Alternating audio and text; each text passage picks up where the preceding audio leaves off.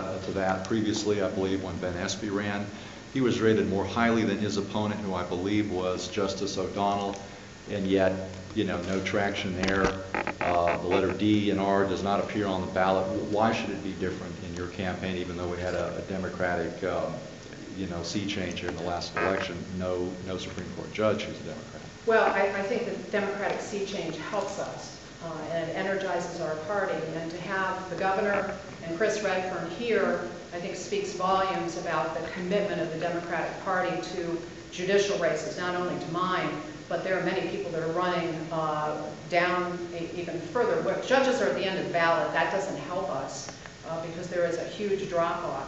One of my quests when I was state bar president was to work with the League of Women Voters to make sure that we had full and complete credentials, bios, and that those candidate questionnaires were broadly disseminated. The problem is that we need money to do that. Other states, every single voter receives a voter guide. So that's something that I push, and I think if we had voter guides, people would understand and do the responsible thing and say, okay, now I know who this person is. I will go down the ballot, and I will complete the ballot and vote for a judicial candidate. It's more education than anything else. Judge, you quoted Chief Justice Moyer. One of his crusades as he gets ready to leave office is changing the way justices are elected in Ohio, perhaps to go to an appointment and retention system.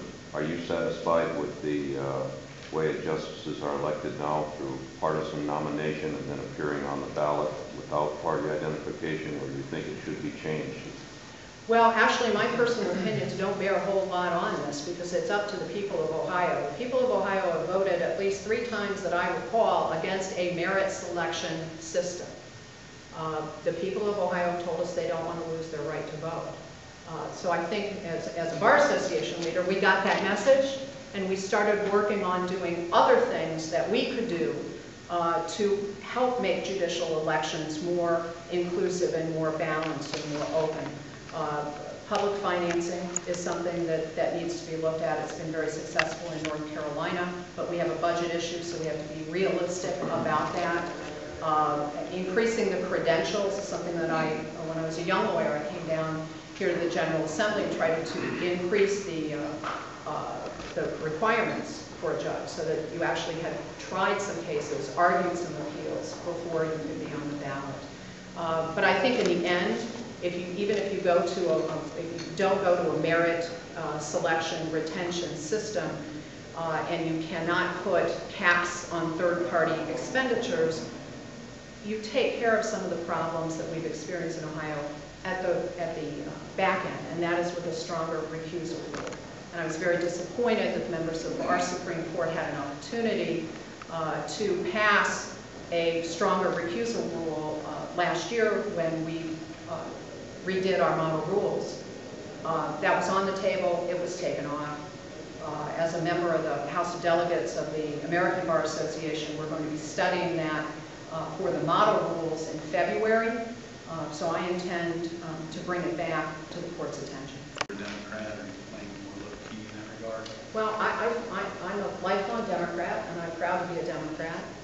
I am also a lawyer and a judge, and I'm bound by the Code of Professional Responsibility and the judicial canons.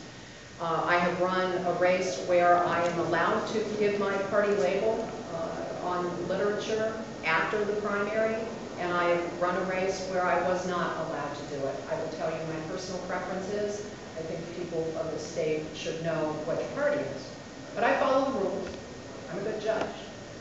And if the Supreme Court continues, as you know, when the model, our new rules were passed, that prohibition on putting your party affiliation after the primary was not in the rule. And within a relatively short period of time, the justices reconvened and put it right back in. It's hard to explain on the campaign.